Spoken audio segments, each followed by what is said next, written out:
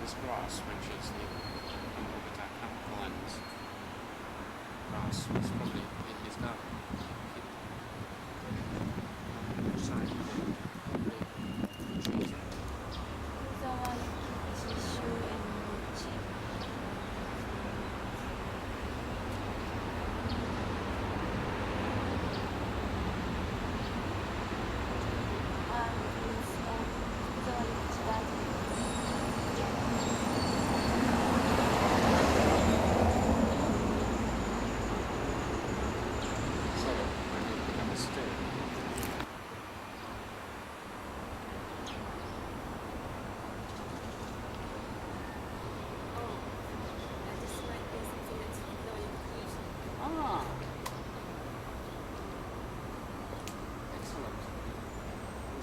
Fukuzawa's morning routine capital.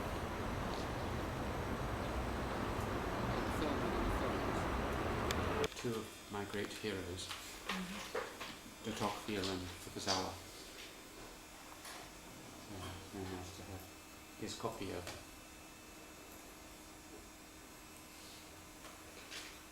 These mean anything? Do these mean anything? I'm sure. Yes. This annotation. What does that say?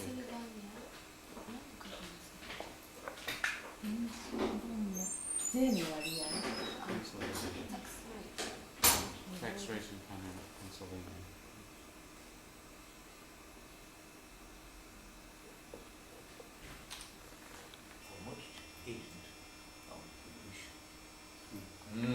Obviously, remember the French Revolution. So, what is this little piece here? But is it start with royal? What? Royal. Royal royalty or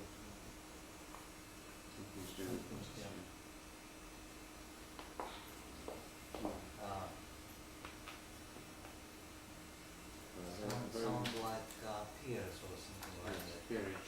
Peerage, right. His or her mental act, so the relation between physical condition and mental conditions. So that's physical. One learns to understand the influence which physical prosperity exercises. Oh yes, that one. Yeah. It looks like a kura, as you say. Yes, a kura, yes.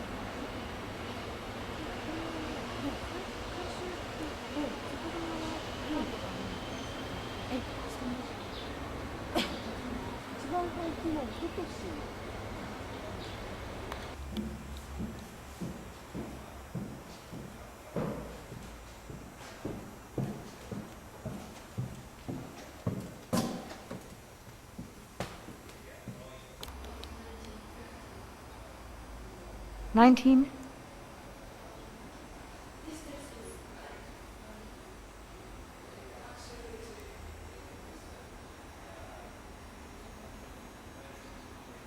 Danger, of course, was for the imbalance to. This I call the curse of imbalance.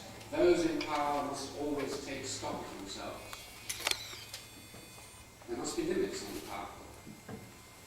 Thus, in any area of human affairs, whether it be the government, the people, scholars or bureaucrats, when there is one who has power, whether it be intellectual and physical, there must be a limit to that power.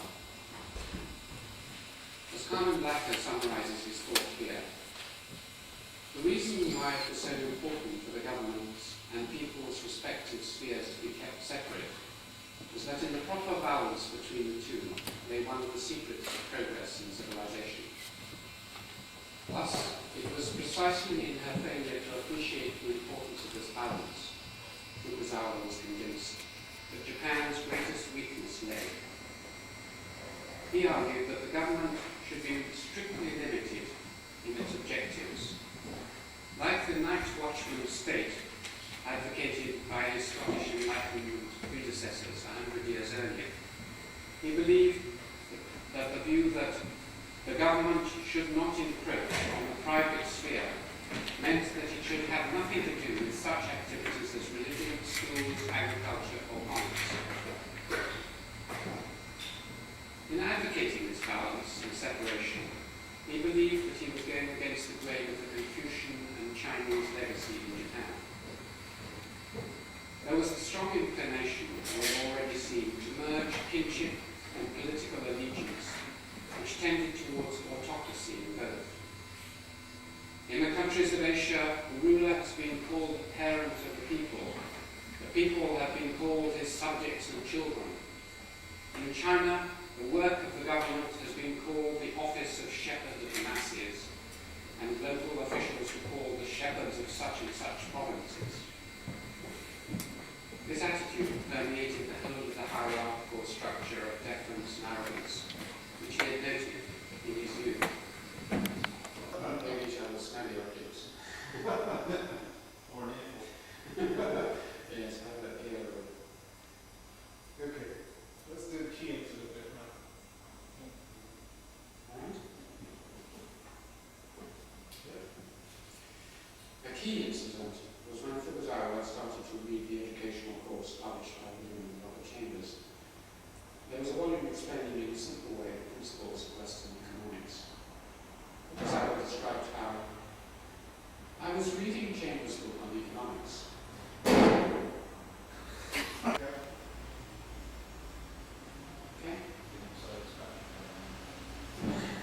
I was actually thinking it was too high. At the time, I thought I just put it in my foot. Fukuzawa would be proud. Right, what you want to drop?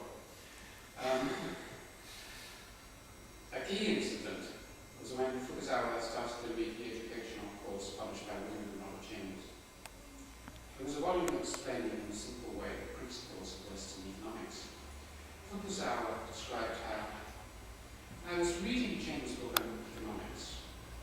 When I spoke of the book to a certain high official in the Treasury Bureau one day, he became much interested and wanted me to show him the translation. So Fukuzawa began to translate the word into Japanese. I began translating it when I came upon the word competition, for which there was no equivalent in Japanese, and I was obliged to use an invention of my own. Kyoso, literally, race, fight. When the official saw my translation, he appeared much impressed. Then he said suddenly, "Here is the word fight. What does it mean? It is such an unpeaceful word." The confrontation between the war of all against all, competitive individualistic behavior in the marketplace, and the Confucian ethic of harmony and cooperation has seldom been more graphically expressed. It was not necessary for Fukuzawa to defend and explain his translation.